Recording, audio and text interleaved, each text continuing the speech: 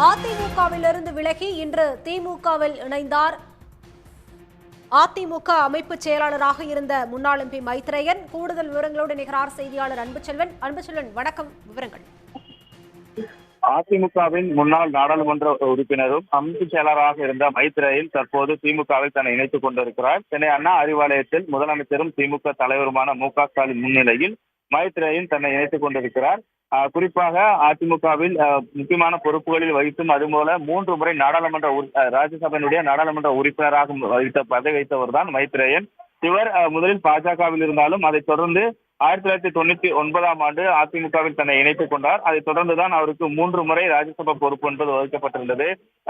முன்னாள் முதலமைச்சர் ஜெயலலிதா மறைவிற்கு பின்பாக அவர் கட்சியில் மிகப்பெரிய அளவிற்கான பொறுப்புகள் எதுவும் வழங்கப்படாதன் காரணமாகவே அவ்வப்போது அதிருப்தியிலே இருந்து கொண்டிருந்தார்.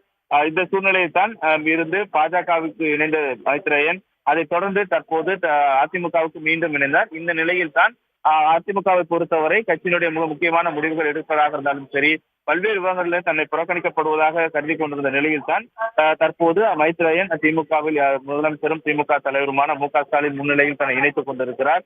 இதற்கு முன்பாக அதிமுகவிலிருந்து அன்வராஜா இணைந்தது கூட குறிப்பிடத்தக்கது.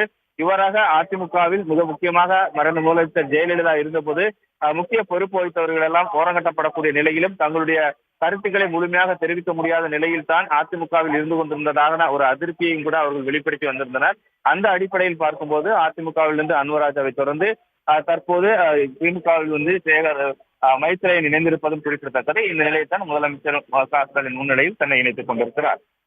உடனுக்குடன் செய்திகளை தெரிந்து கொள்ள சன் நியூஸ் பெல் ஐகானை கிளிக் பண்ணுங்க.